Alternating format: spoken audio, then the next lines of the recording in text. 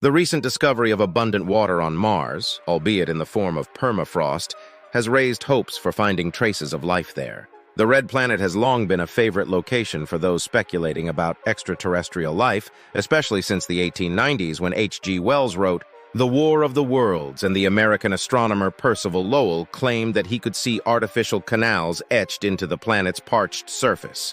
Today, of course, scientists expect to find no more than simple bacteria dwelling deep underground, if even that.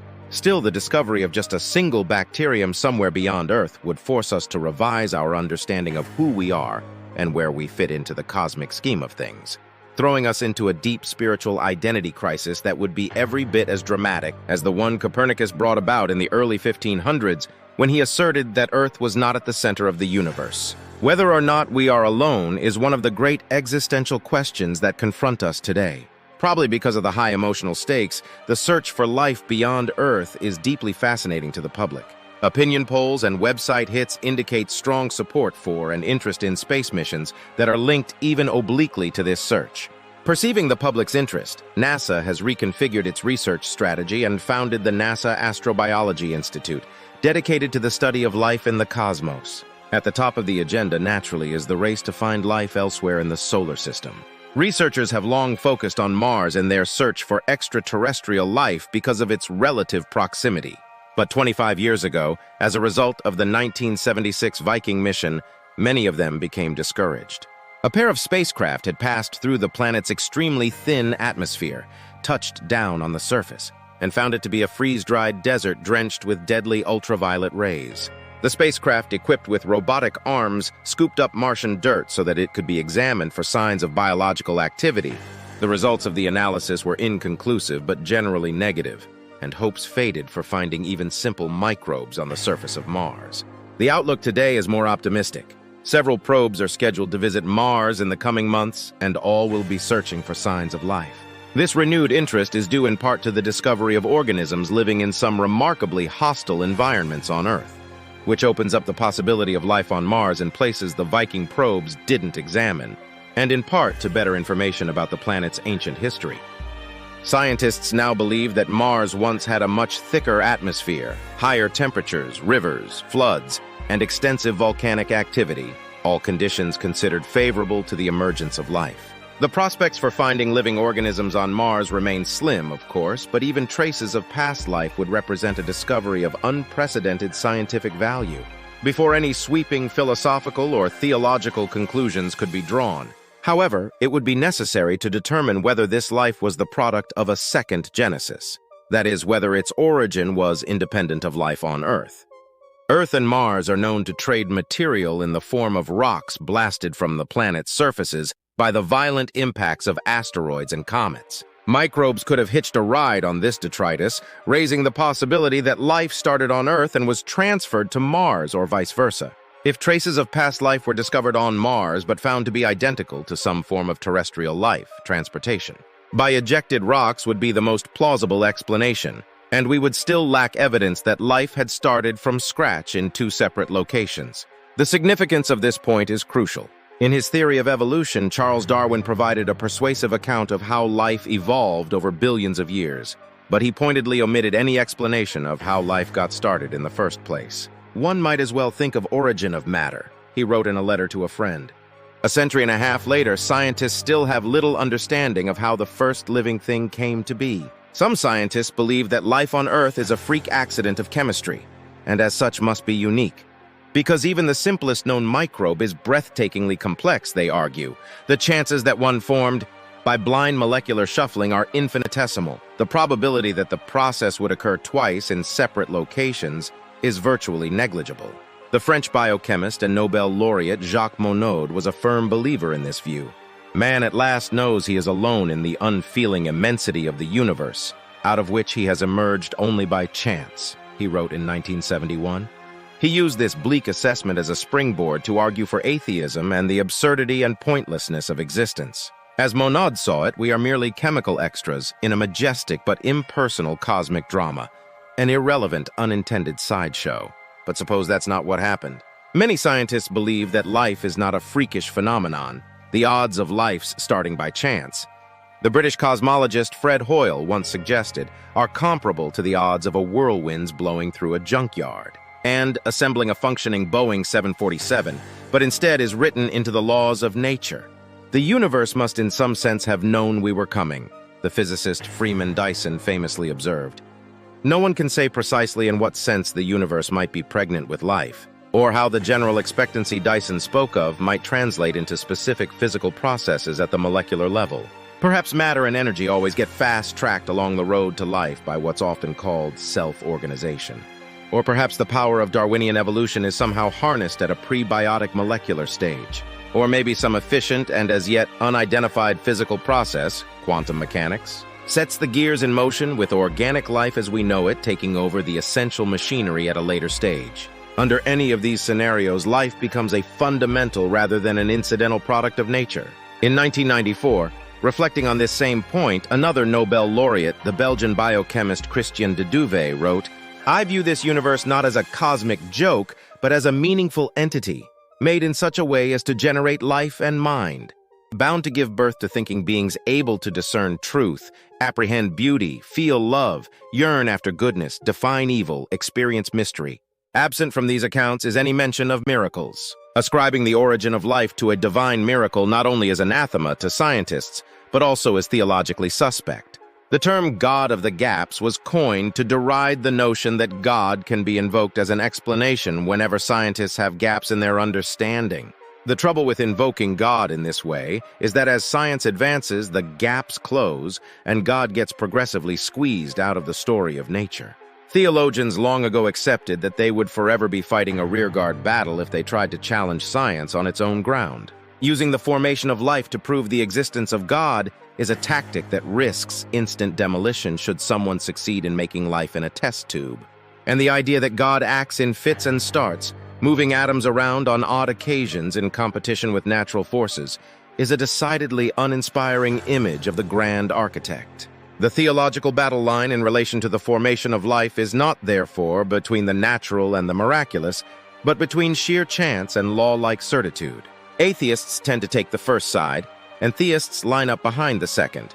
But these divisions are general and by no means absolute. It's perfectly possible to be an atheist and believe that life is built ingeniously into the nature of the universe. It's also possible to be a theist and suppose that God engineered just one planet with life, with or without the help of miracles. Though the discovery of microbes on Mars or elsewhere would ignite a passionate theological debate, the truly difficult issues surround the prospect of advanced alien beings in possession of intelligence and technology. Most scientists don't think that such beings exist, but for 40 years, a dedicated band of astronomers has been sweeping the skies with radio telescopes in hopes of finding a message from a civilization elsewhere in the galaxy. Their project is known as SETI, Search for Extraterrestrial Intelligence.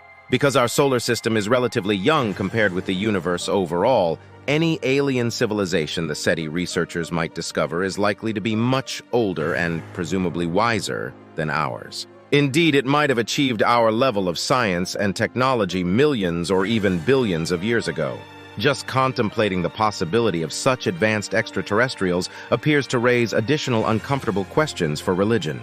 The world's main faiths were all founded in the pre-scientific era, when Earth was widely believed to be at the center of the universe and humankind at the pinnacle of creation.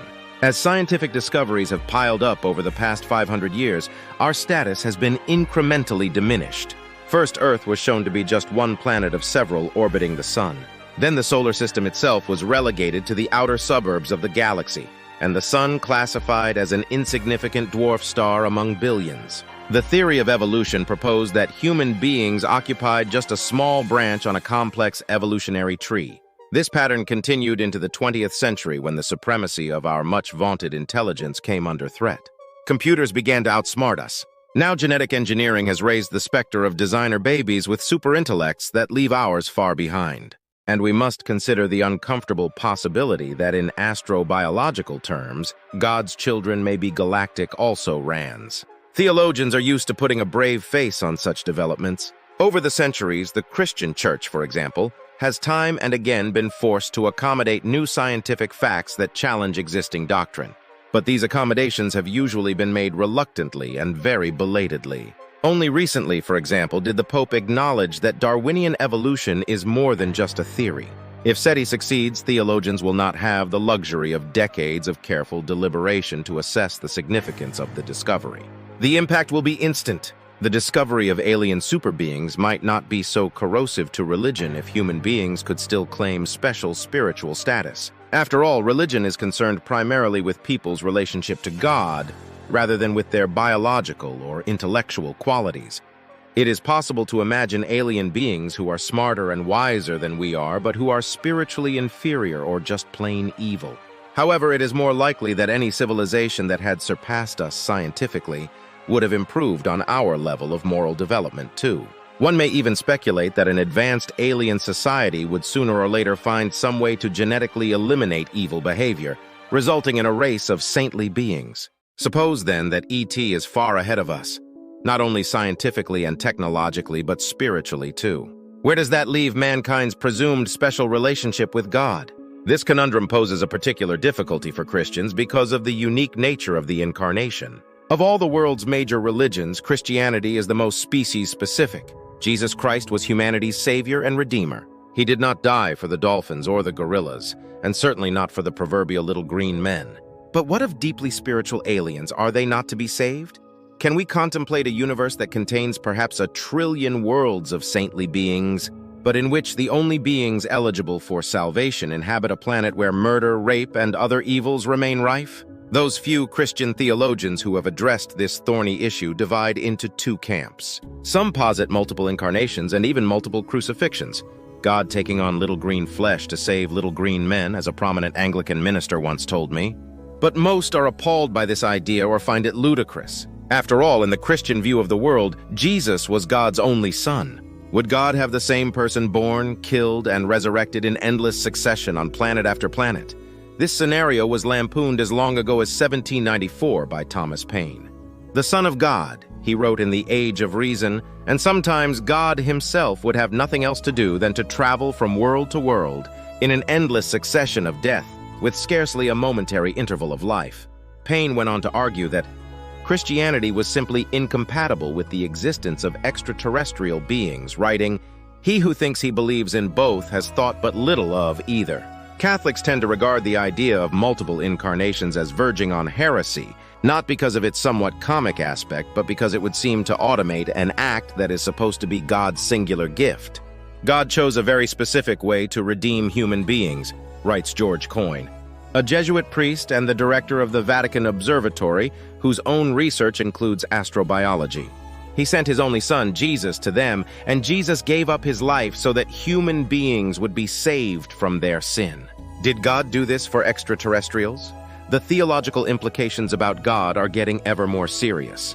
Paul Tillich, one of the few prominent Protestant theologians to give serious consideration to the issue of alien beings, took a more positive view. Man cannot claim to occupy the only possible place for incarnation, he wrote.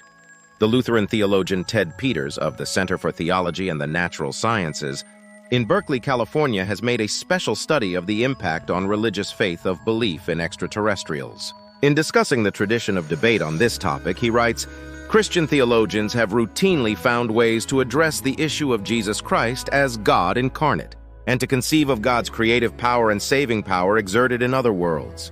Peters believes that Christianity is robust enough and flexible enough to accommodate the discovery of extraterrestrial intelligence, or ETI. One theologian who is emphatically not afraid of that challenge is Robert Russell, also of the Center for Theology and the Natural Sciences. As we await first contact, he has written, pursuing these kinds of questions and reflections will be immensely valuable. Clearly, there is considerable diversity, one might even say muddle, on this topic in theological circles. Ernan McMullen, a professor emeritus of philosophy at Notre Dame University, affirms that the central difficulty stems from Christianity's roots in a pre-scientific cosmology. It was easier to accept the idea of God's becoming man, he has written, when humans and their abode both held a unique place in the universe. He acknowledges that Christians especially face a stark predicament in relation to ETI, but feels that Thomas Paine and his like-minded successors have presented the problem too simplistically, pointing out that concepts such as original sin, incarnation, and salvation are open to a variety of interpretations. McMullen concludes that there is also widespread divergence among Christians on the correct response to the ETI challenge. On the matter of multiple incarnations, he writes, "Their answers could range from yes, certainly to certainly not. My own preference would be a cautious maybe. Even for those Christians who dismiss the idea of multiple incarnations, there is an interesting fallback position. Perhaps the course of evolution has an element of directionality, with human-like beings the inevitable end product. Even if Homo sapiens as such may not be the unique focus of God's attention, the broader class of all human-like beings in the universe might be. This is the basic idea espoused by the philosopher Michael Ruse, an ardent Darwinian and an agnostic sympathetic to Christianity. He sees the incremental progress of natural evolution as God's chosen mode of creation, and the history of life as a ladder that leads inexorably from microbes to man. Most biologists regard a progressive evolution, with human beings its implied preordained goal, as preposterous. Stephen Jay Gould once described the very notion as noxious. After all, the essence of Darwinism is that nature is blind. It cannot look ahead. Random chance is the driving force of evolution, and randomness by definition has no directionality. Gould insisted that if the evolutionary tape were replayed, the result would be very different from what we now observe. Probably life would never get beyond microbes next time around. But some respected biologists disagree sharply with Gould on this point. Christian de Duvet does not deny that the fine details of evolutionary history depend on happenstance. But he believes that the broad thrust of evolutionary change is somehow innately predetermined, that plants and animals were almost destined to emerge amid a general advance in complexity. Another Darwinian biologist, Simon Conway Morris of Cambridge University, makes his own case for a ladder of progress, invoking the phenomenon of convergent evolution, the tendency of similar-looking organisms to evolve independently in similar ecological niches. For example, the Tasmanian tiger, now extinct, played the role of the big cat in Australia, even though as a marsupial it was genetically far removed from placental mammals. Like Ruse, Conway Morris maintains that the human-like niche is likely to be filled on other planets that have advanced life. He even goes so far as to argue that extraterrestrials would have a humanoid form. It is not a great leap from this conclusion to the belief that extraterrestrials would sin, have consciences, struggle with ethical questions, and fear death. The theological difficulties posed by the possibility of advanced alien beings are less acute for Judaism and Islam. Muslims at least are prepared for ETI. The Quran states explicitly, "And among his signs is the creation of the heavens and the earth, and the living creatures that he has scattered through them." Nevertheless, both religions stress the specialness of human beings, and indeed of specific well-defined groups who have been received into the faith. Could an alien become a Jew or a Muslim? Does the concept even make sense? Among the major religious communities, Buddhists and Hindus would seem to be the least threatened by the prospect of advanced aliens, owing to their pluralistic concept of God and their traditionally much grander vision of the cosmos. Among the world's minority religions, some would positively welcome the discovery of intelligent aliens. The Raelians, a Canada-based cult recently propelled to fame by its claim to have cloned a human being, believe that the cult's leader, Rael, a French former journalist originally named Claude Vorilhon, received revelations from aliens who briefly transported him inside a flying saucer in 1973. Other fringe religious organizations with an extraterrestrial message include the ill-fated Heaven's Gate cult and many UFO groups. Their adherents share a belief that aliens are located further up not only the evolutionary ladder, but also the spiritual ladder, and can therefore help us draw closer to God and salvation. It is easy to dismiss such beliefs as insignificant to serious theological debate. But if evidence for alien beings were suddenly to appear, these cults might achieve overnight prominence while established religions floundered in doctrinal bewilderment. Ironically, SETI is often accused of being a quasi-religious quest. But Jill Tarter, the director of the SETI Institute's Center for SETI Research in Mountain View, California, has no truck with religion and is contemptuous of the theological gymnastics with which religious scholars accommodate the possibility of extraterrestrials. God is our own invention, she has written. If we're going to survive or turn into a long-lived technological civilization, organized religion needs to be outgrown. If we get a message from an alien civilization and it's secular in nature, I think that says that they have no organized religion, that they've outgrown it. Tarter's dismissal is rather naive, however. Though many religious movements have come and gone throughout history, some sort of spirituality seems to be part of human nature. Even atheistic scientists profess to experience what Albert Einstein called a cosmic religious feeling when contemplating the awesome majesty of the universe.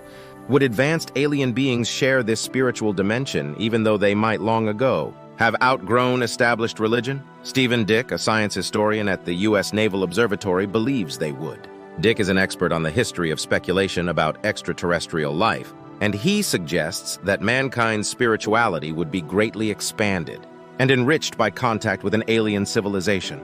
However, he envisages that our present concept of God would probably require a wholesale transformation.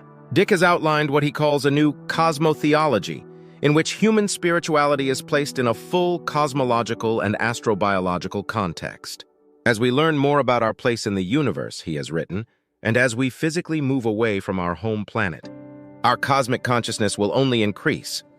Dick proposes abandoning the transcendent God of monotheistic religion in favor of what he calls a natural God, a super being located within the universe and within nature. With due respect for present religious traditions whose history stretches back nearly 4 millennia, he suggests, the natural God of cosmic evolution and the biological universe, not the supernatural God of the ancient Near East, may be the God of the next millennium. Some form of natural God was also proposed by Fred Hoyle in a provocative book titled The Intelligent Universe. Hoyle drew on his work in astronomy and quantum physics to sketch the notion of a super-intellect, a being who had, as Hoyle liked to say, monkeyed with physics, adjusting the properties of the various fundamental particles and forces of nature so that carbon-based organisms could thrive and spread across the galaxy. Hoyle even suggested that this cosmic engineer might communicate with us by manipulating quantum processes in the brain. Most scientists shrug off Hoyle's speculations, but his ideas do show how far beyond traditional religious doctrine. Some people feel they need to go when they contemplate the possibility of advanced life forms beyond Earth, though in some ways the prospect of discovering extraterrestrial life undermines established religions. It is not all bad news for them. Astrobiology has also led to a surprising resurgence of the so-called design argument for the existence of God. The original design argument, as articulated by William Paley in the 18th century, was that living organisms' intricate adaptation to their environments pointed to the providential hand of a benign creator. Darwin demolished the argument by showing how evolution driven by random mutation and natural selection could mimic design. Now a revamped design argument has emerged that fully embraces the Darwinian account of evolution and focuses instead on the origin of life. I must stress that I am not referring here to what has recently become known as the intelligent design movement, which relies on an element of the miraculous. If life is found to be widespread in the universe, the new design argument goes, then it must emerge rather easily from non-living chemical mixtures, and thus the laws of nature must be cunningly contrived to unleash this remarkable and very special state of matter, which itself is a conduit to an even more remarkable and special state, mind. This sort of exquisite bio-friendliness would represent an extraordinary and unexpected bonus among nature's inventory of principles, one that could be interpreted by those of a religious persuasion as evidence of God's ingenuity and foresight. In this version of cosmic design, God acts not by direct intervention, but by creating appropriate natural laws that guarantee the emergence of life and mind in cosmic abundance. The universe, in other words, is one in which there are no miracles except the miracle of nature itself. The ET debate has only just begun, but a useful starting point is simply to acknowledge that the discovery of extraterrestrial life would not have to be theologically devastating. The revamped design argument offers a vision of nature distinctly inspiring to the spiritually inclined, certainly more so than that of a cosmos sterile everywhere but on a single planet. History is instructive in this regard. 400 years ago, Giordano Bruno was burned at the stake by the Church in Rome for, among other things, espousing the notion of a plurality of inhabited worlds. To those whose theological outlook depended on a conception of Earth and its life forms as a singular miracle, the very notion of extraterrestrial life proved deeply threatening. But today, the possibility of extraterrestrial life is anything but spiritually threatening. The more one accepts the formation of life as a natural process, that is, the more deeply embedded one believes it is in the overall cosmic scheme, the more ingenious and contrived, dare one say designed, the universe appears to be.